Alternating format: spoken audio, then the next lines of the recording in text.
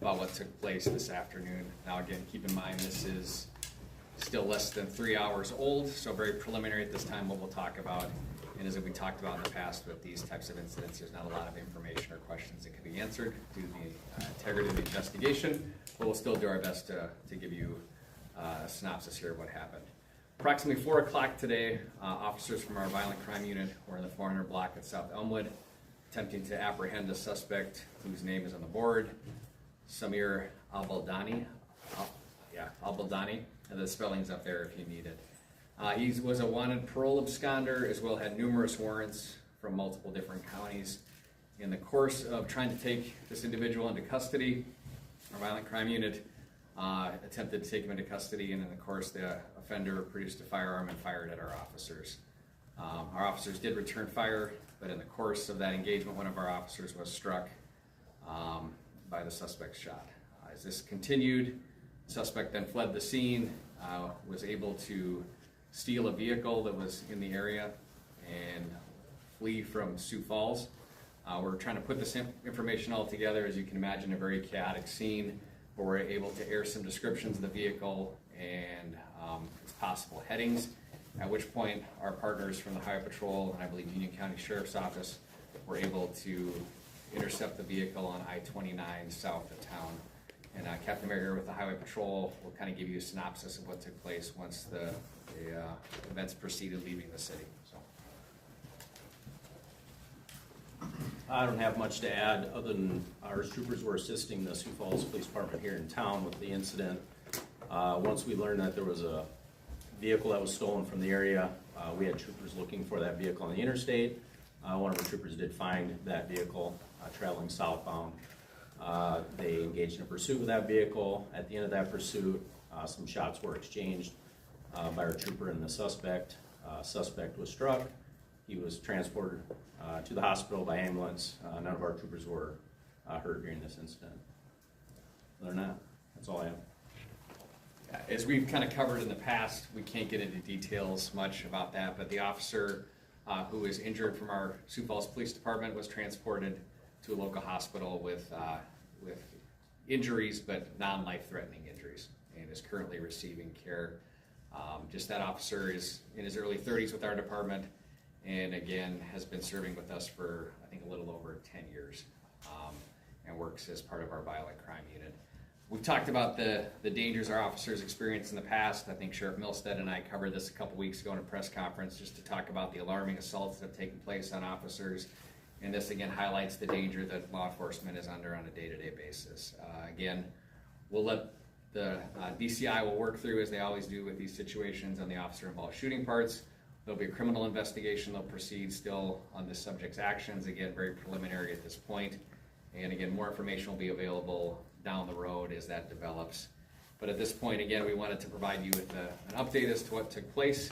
We also wanted to thank the Minnehaha County Sheriff's Office, ATF Marshals, Union County Sheriff's Office, Highway Patrol, Lincoln County, DCI, pretty much every law enforcement agency in the I-29 corridor and region of Sioux Falls who responded to assist us in this situation. Again, it has been, I think I'll just throw it out because I know you'll ask, I don't think we've had an officer struck by gunfire since the 80s, potentially in Sioux Falls. It's going to take us a little research to go back.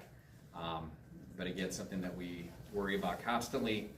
We train and prepare and know the reality of what can take place in our job, but again, it's something that we obviously take very seriously, and we'll do our best to make sure the investigation that needs to follow up here will take place and take the necessary actions.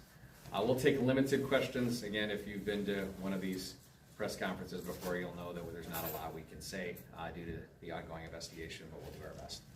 You mentioned that they were apprehended in Union County?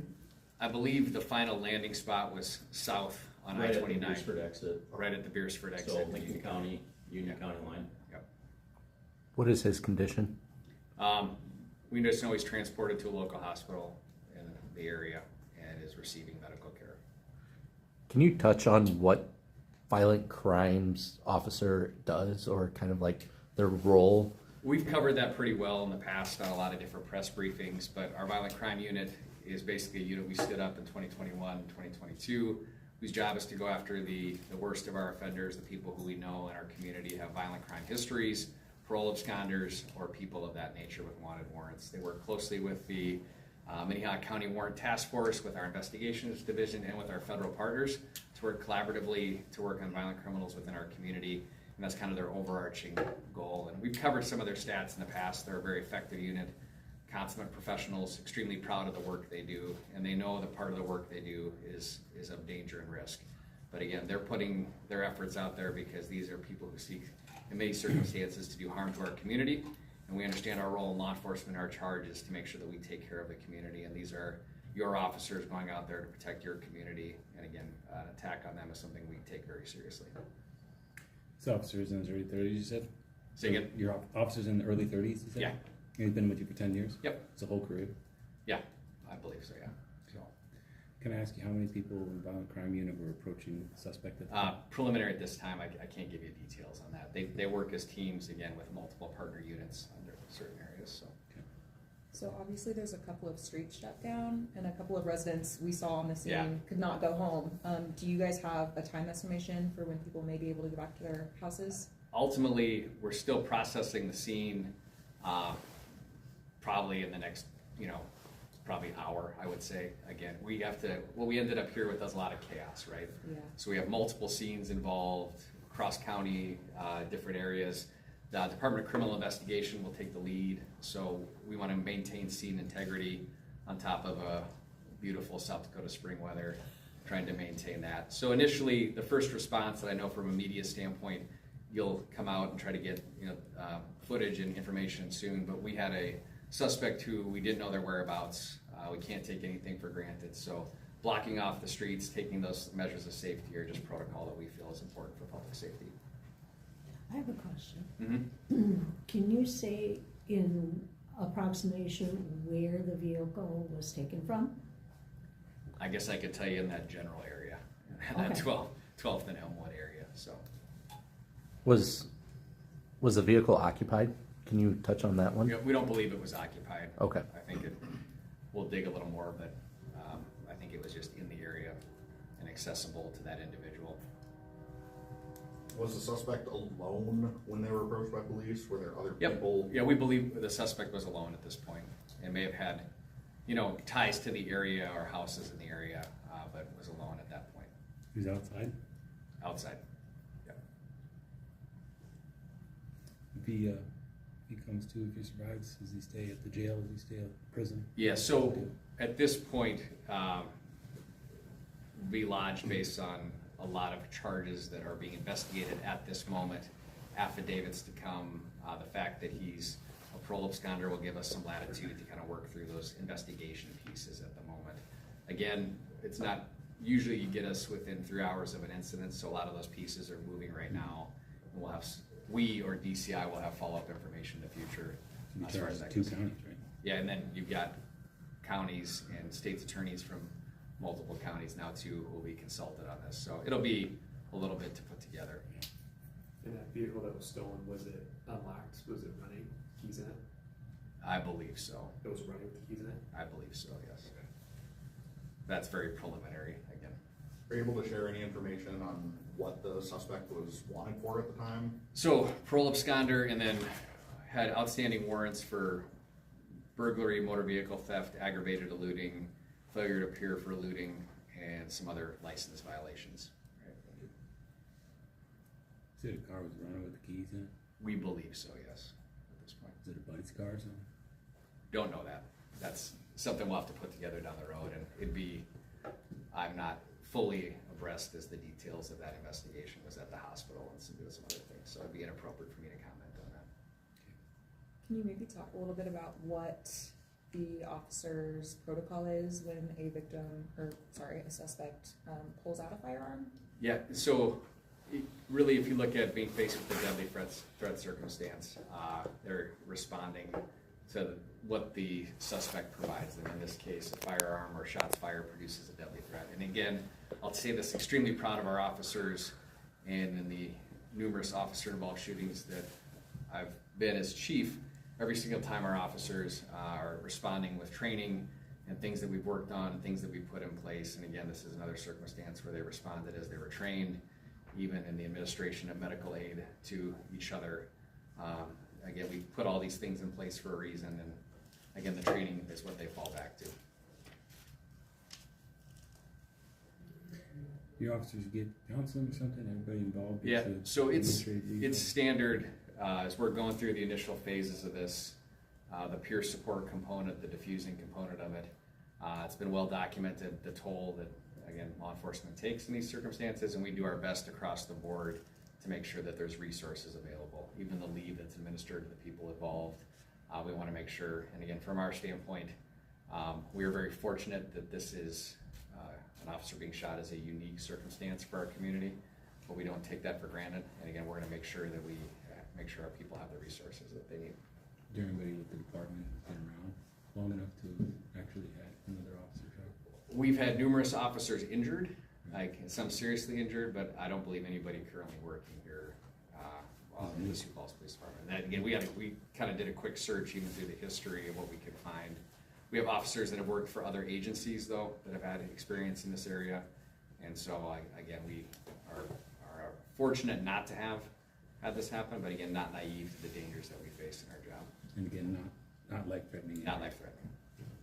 Do you know how long after the call for backup the next units were able to arrive to the area? Virtually instant. I mean, those calls go out, the tones or the radio call that goes out simply will be all hands on deck type situation. That's where we had federal, local agencies, highway patrol coming in, and again, very quickly units were able to get there to So help the out. theft of the vehicle was immediate. We believe very immediate to the immediate aftermath of that. I'm pretty sure you wouldn't know the answer to this, but I'll ask. You can ask anyway. Do you know if he was paroled or whether he just walked because he was on good behavior? Don't know those details. You just know he was supposed to come back and get Yep, I know our people, it's just basically part of this story because our people were looking for him because they knew him to be a parole absconder with multiple outstanding warrants. And again, that's kind of, if you talk to our violent crime unit, that's a lot of what they're experiencing is people who have been through the system, been released, and now are part of that unit's basically list of people that need to be found. Not sure whether he was a discretionary release or not, but Nope. you do know he was not Yeah. behaving, basically, Yep. not calm. Yep. Were the officers with the violent crime unit only with the Sioux Falls PD? Yeah, so the Sioux Falls, the Violent Crime Unit is part of the Sioux Falls Police Department. Used to be our Street Crimes Unit. They work closely with federal partners and with county partners to collaboratively work on either known issues, known people, or known warrants or absconders. So again, part of another example of the interagency collaboration, but our unit that works with many other units. All right. Any other questions?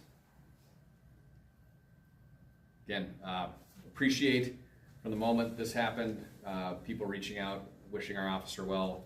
I know Sioux Falls takes great pride in its officers and takes great pride in law enforcement in general across the state. And again, we appreciate the support that we've experienced and know that we're out there as we are every day to serve and protect the residents of Sioux Falls and the residents of our great state. And again, we appreciate that outpouring of support and the acknowledgement of the partnership that we have with the community. So I want to say, just got a lot of text messages, a lot of phone calls, a lot of our people have, and we appreciate that. So with that, we will probably not have too much more press brief tomorrow. There is no briefing tomorrow, but again, DCI will have some statements down the road. And again, as we work with our partners, there may be further information that's forthcoming. So thank you.